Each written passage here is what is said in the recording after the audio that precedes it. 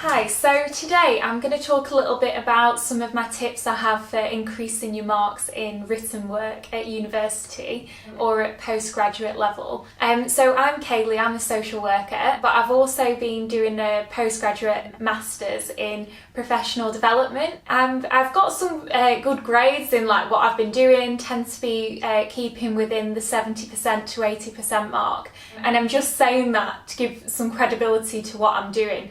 And I do think it's good to be balanced about things because it's not necessarily about getting absolutely 100% or anything, but it does make you feel good if you feel that you have control over the way you're doing things and that you can achieve those things if you want to. So I'm just going to give people some tips anyway from what I've learned over the years. I think this video is going to be including some tips that are a little bit technical, so I'm not going to go into detail on them, but I'd say you can find anything on the internet or YouTube and they'll explain these things better than I can. I just want to signpost you towards a few ideas. So the first thing is finding, although it might sound simple, the Control+F function on the keyboard to search through massive reports is a lifesaver. And it really helps you to get through things quickly and find exactly what you're looking for. That's tip number one. In terms of searching through reports or PDFs, there's also Adobe Search, which you can get where you can actually search through multiple PDFs. So instead of just pressing Control Find and you get to the point you want, you could do that through 20 to 50 documents, and then it'll come up with every time something was said within all of those documents. So that's where I see the power in using technology, other than aside from, actually having the written books. So I think if I was to go back through university from the beginning, I would actually probably purchase more books on the computer now I've learned how to use that more effectively. The next thing I wanted to say was, although I'm saying that I do that, I do think that certain books you definitely need a hard copy of, because there's just something about reading it like properly that I find really, it goes into your head better. And like obviously if you're studying for your social work exams and things like that, it's good to actually have that copy because you're going to be going through it and going through every page.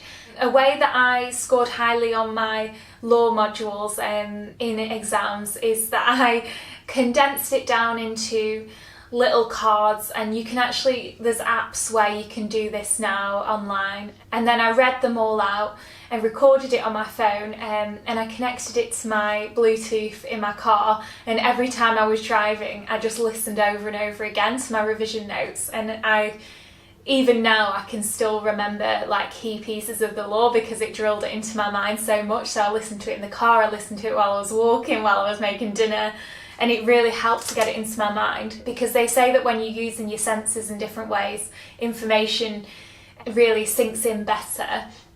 And I found something recently around how to increase your memory retention.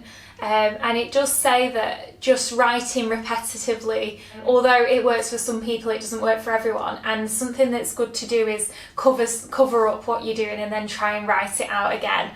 It's just slightly different. But yeah, I think that there's a lot of good apps out there. And if people are interested in that, just drop me a comment below and I'll get back to you on the video that goes into this in detail. I think there's also a place for actually listening differently when you're in a classroom environment. So I know I was one of the main culprits for writing down absolutely everything that a lecturer was saying word for word, and a lot of the things that they were saying was actually already on the presentation that you'd be given anyway. Since I've been doing my postgraduate study and I've become a little bit better in the classroom environment, I've realised that a bit of a hack you can do is, if you listen really closely, you can find the bits that aren't on the PowerPoint where the lecturer explains something in a very particular way, elaborating on what's already on the PowerPoint. and write that down because it really helps you to put your point across in a way that is really going to articulate yourself well when you're doing the assignments. And things like that I now collect on Evernote, which is the note-taking app that I use. Evernote, in a way, it's kind of like a librarian method where you'd have lots of different headings and then you keep things within them and you can stack your notes and things. So there's loads of YouTube videos out there about different note-taking apps, but there's that one. I've tried Rome, which is quite famous now, but I didn't find that worked for me. I just find myself going back to Evernote, and I find that really works. So I use that even for my YouTube planning, and it helps me keep things really in order. So I recommend checking out things like that. It helps you order things. I found that having 2 screens really helps me, just to write an assignment on one page and then maybe have the journal open on another screen. I just find that that's so much more efficient for me. Obviously not everyone can have that, so it's just an idea, but it might be something worth getting yourself a cheap screen to do that if you're in like the first year of uni or something.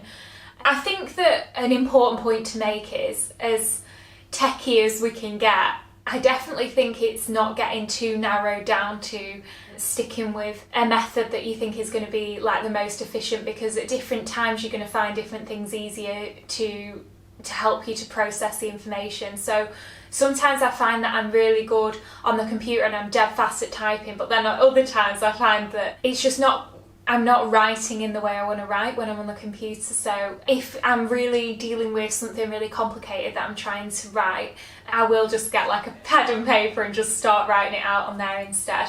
So there's some points for today. If you like this video, let me know, because I have lots of tips of this nature, so thank you.